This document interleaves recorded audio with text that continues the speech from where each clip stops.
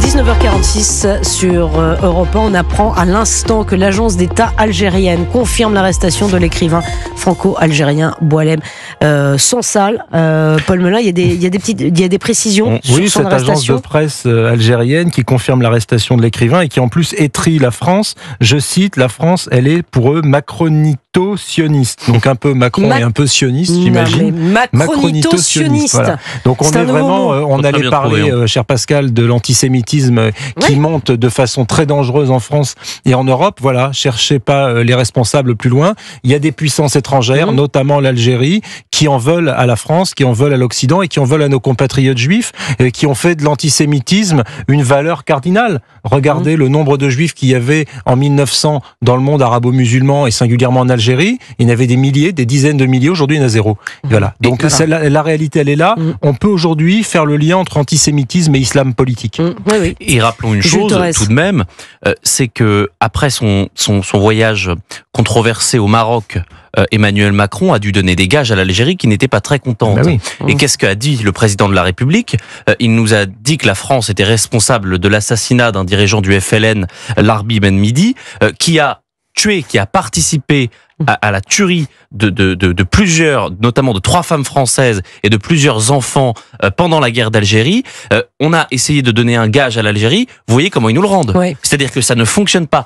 L'Algérie n'est plus un État ami, n'est plus un pays ami. Il faut qu'on le comprenne comme ça. Et une chose très importante sur Boualem Sansal, il est français. Bien sûr. C'est un citoyen français. Il a obtenu la nationalité française. On devrait tous s'activer très fort parce que il y a aujourd'hui un de nos compatriotes qui est en Algérie, qui est dans les geôles algériennes. Non, mais vous avez raison. Emmanuel Macron se mobilise. Il faut que la diplomatie se mobilise. Et puis, c'est vrai ce que disait Jules aussi, c'est-à-dire que l'Algérie aujourd'hui nous signifie que ce n'est plus un pays ami.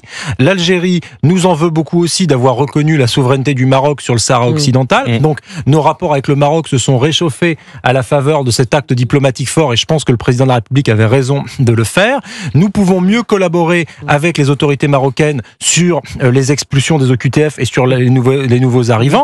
En revanche, avec l'Algérie, nos relations, elles sont beaucoup plus tendues et il faut passer à des relations diplomatiques, je dirais, plus rudes, à ce que la France tape du poing sur la table, autant sur les questions migratoires que sur cet affront. C'est-à-dire qu'on arrête un lanceur d'alerte, un homme libre, un humaniste, un homme qui nous parle avec beaucoup de talent de la laïcité, un homme qui sait se positionner contre l'islam politique, qui sait se positionner contre les autorités algériennes, qui est aujourd'hui en danger. Mais il y en a d'autres, il y a Kamel Daoud, il y a eu beaucoup d'écrivains qui se sont positionnés, ils sont tous en danger. Et via l'Agence française au développement, sachez que la France, chaque année, donne 100 millions d'euros à l'Algérie pour son développement. Donc ça, c'est la première chose à faire, c'est de le supprimer. Voilà. Bon, peut-être.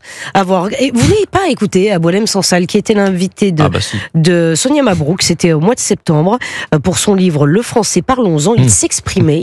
Sur la langue française. Et sur l'islam en France. L'islam s'est installé, il s'acclimate, et va naître un islam nouveau. L'islam des chiites n'est pas celui des sunnites, l'islam algérien n'est pas celui des Marocains. Il y a un islam nouveau.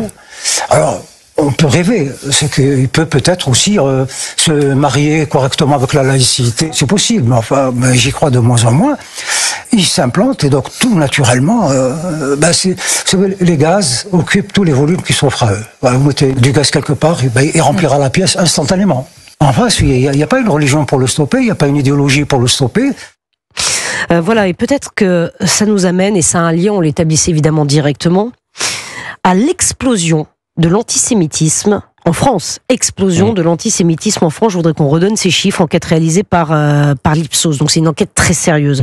Voilà les chiffres que j'ai soulignés. 46% des Français adhèrent aujourd'hui à plus de 6 préjugés anti-juifs, contre 37% en 2020. Presque un quart des sondés pensent que les juifs ne sont pas vraiment des Français comme les autres. C'est en hausse de 6 points. Là, à propos de la haine des juifs, 17% des moins de 35 ans jugent que leur départ de France serait une bonne chose. Et 12%, là c'est la population générale, se réjouissent de voir les Juifs quitter le territoire national, messieurs. Est-ce que c'est pas la conséquence de tout ce dont on vient de parler jusqu'à maintenant ? On a souvent commenté ces chiffres post-7 octobre de plus 192% d'actes antisémites.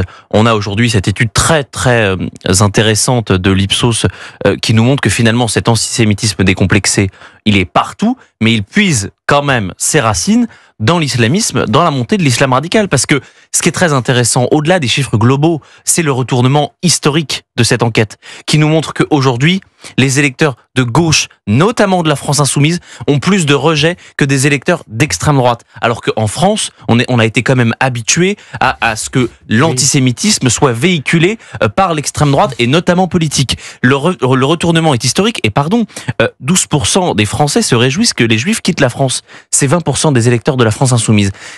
40% des électeurs de la France insoumise ont de la sympathie pour le Hamas. Le groupe terroriste qui a organisé les attentats du 7 octobre et qui ont tué plus de 1500 Israéliens, donc 48 de nos compatriotes franco-israéliens. Donc on est face à un retournement historique. Ces sondages-là, malheureusement, vont se suivre et sans doute se ressembler.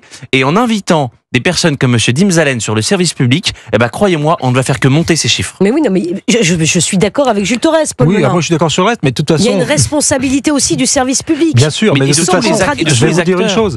La voix de M. Dimzalen, et je le déplore, elle n'a pas besoin véritablement du service public. À la rigueur, le service public peut lui amener une onction de respectabilité. Mais M. Dimzalen, sa force, c'est les réseaux sociaux. C'est que les tenants de l'islam politique, leur puissance de frappe, elle est véritablement... par la taquilla, par cette dissimulation, elle est aussi par les réseaux sociaux. Pour le coup, ce que Boualem Sansal, dans l'extrait que vous avez montré, explique très bien, c'est à quel point l'islam politique prend la place en Occident et s'installe. Et c'est évidemment très en lien avec ces chiffres sur l'antisémitisme. Et l'explosion de l'antisémitisme à la suite du 7 octobre, c'est évidemment le révélateur que l'antisémitisme contemporain en France et dans tout l'Occident est lié à l'islam politique, est lié au communautarisme, est lié à la détestation du juif et dans sa figure, disons, d'habitant d'Israël qui aurait bouté les Palestiniens et tout ce narratif alimenté par Rima Hassan et ses amis, c'est véritablement ça la menace. Et ceux qui depuis des années regardaient l'antisémitisme avec les lunettes du passé, nous racontant que l'antisémitisme c'était le maréchal Pétain, Robert Brasillac ou que sais-je, et les grands écrivains collaborationnistes des années 30, ils se trompaient complètement. Ce sont des gens qui avaient 70 ans de retard. Nous aurions dû constater d'ailleurs ces dernières années que la montée de l'antisémitisme c'était ça, et aujourd'hui ces sondages nous le prouvent, les enquêtes d'opinion nous le prouvent, les textes qui sont écrits nous le prouvent, ce que l'on voit sur les réseaux sociaux nous le prouve, et c'est plus qu'inquiétant. C'est plus qu'inquiétant. Effectivement, on va reparler quand même de ces informations qui sont confirmées. Boualem Sansal qui a bien été arrêté en Algérie. Et semble-t-il, je vais lire, je vais découvrir avec vous, Jules Torres et Paul Melun, et avec vous, auditeurs d'Europe 1, ce que publie l'agence d'État algérienne, c'est ça. L'arrestation de Boualem Sansal, pseudo-intellectuel, vénéré par l'extrême droite française, a réveillé les professionnels de l'indignation, écrit-elle. Tout le bottin anti-algérien et accessoirement pro-sioniste de Paris. Mais vous vous rendez compte, s'est levé comme un seul homme.